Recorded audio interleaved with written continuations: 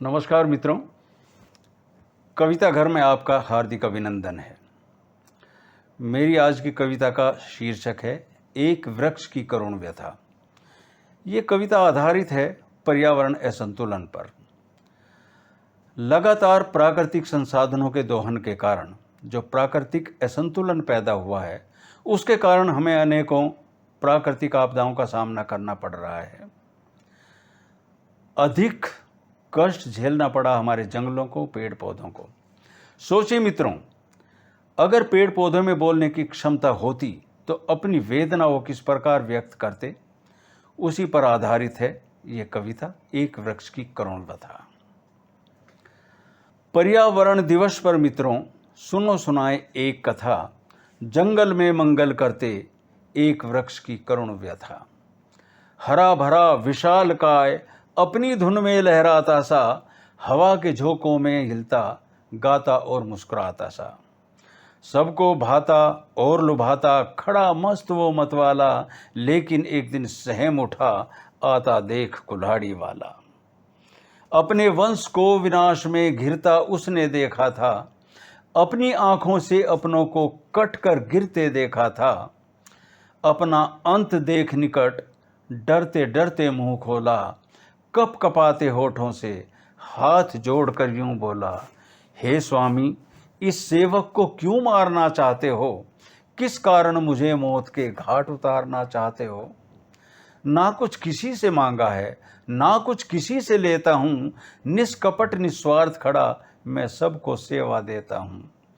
मैं धरती की कोख से उपजा, इसी की गोद में बड़ा हुआ, अपने बलबूते पलकर अपने पैरों खड़ा हुआ। प्रकृति के संरक्षण में हर दिन हर पल अर्पित था, परमार्थ और सेवा में जीवन सदा समर्पित था। बना के छाता शाखाओं का धरती का ताप मिटाया है, हवा की गर्मी खुद पीकर सबका संताप मिटाया है।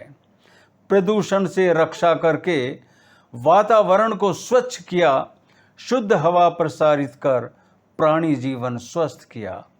स्वयं कष्ट झेल कर मैं सबको हर्षित करता हूँ, ताप घटाता, दबाव बनाता, बादल आकर्षित करता हूँ। जड़ों से भूमि को जकड़ मिट्टी स्खलन बचाता हूँ, जल संरक्षण और संचय कर पानी के स्रोत बनाता हूँ, जिससे झरने नदियाँ बहती और सभी की बुझती प्यास। विद्युत उत्पादन और सिंचाई से होता चारों ओर विकास। मेरी अनेकों प्रजाति हैं, भिन्न उपयोग और भिन्न आकार, लेकिन हम सभी के अंग अंग में औषधियों के भरे भंडार। सूखी पत्ती झड़कर गिरती खेतों की खाद बनाती है, सूखी टहनियाँ गरीबों के चूल्हों में आग जलाती है। जब सूख के मैं गिरता हूँ, होता जीवन का अवसान, भवन यंत्र मशीनें बनती और घर का साजो सामान। काम सभी के आया हूँ, सबको हैं खुशियाँ बांटी, बना खिलौना बच्चों का तो कभी बुजुर्गों की लाठी। अंतिम सफर में कंधों पर सैया बनकर साथ चला, अंतिम संस्कार में भी मैं ही सबके साथ जला।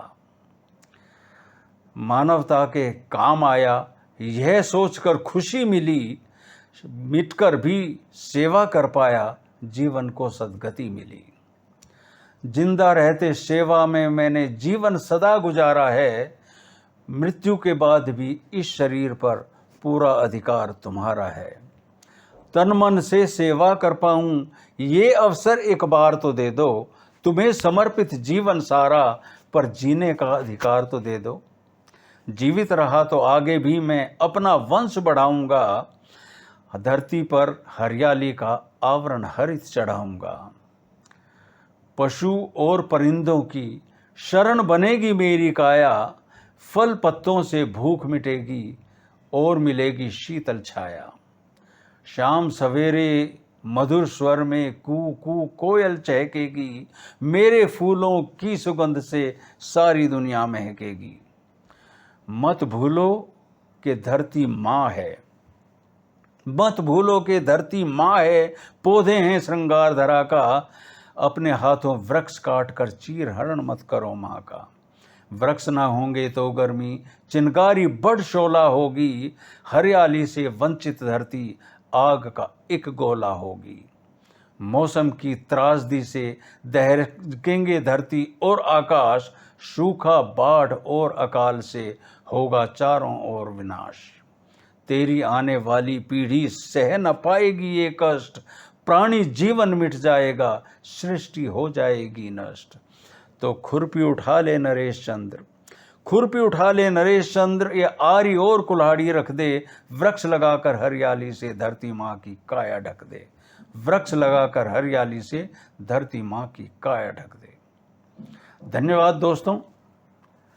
यदि कविता पसंद आई हो तो इसे लाइक, शेयर और कमेंट अपनी मर्जी से करें, और हाँ, मेरे इस पेज को सब्सक्राइब करना ना भूलें। धन्यवाद। नमस्कार।